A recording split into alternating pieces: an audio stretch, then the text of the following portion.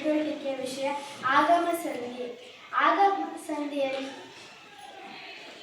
ಆಗಮ ಸಂಧಿಯಲ್ಲಿ ಎರಡು ವಿಧಗಳು: ವಕಾರಾಗಮ, ಯಕಾರಾಗಮ. ವಕಾರಾಗಮಗಳಿಗೆ ಒಂದು ಉದಾಹರಣೆ: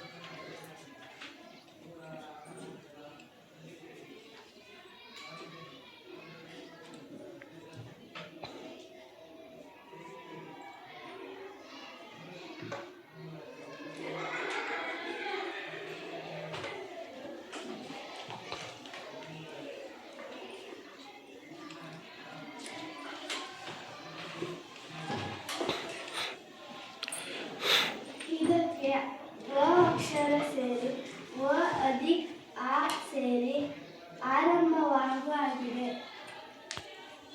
ಯಕಾರಾಗಮಗಳಿಗೆ ಒಂದು ಉದಾಹರಣೆ: ಶಾಲೆಯಲ್ಲಿ.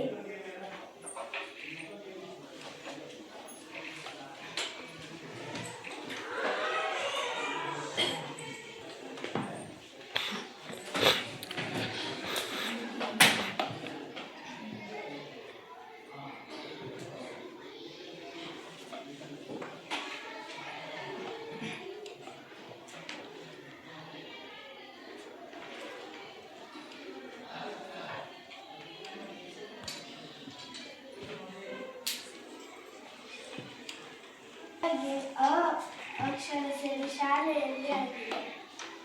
ಧನ್ಯವಾದ.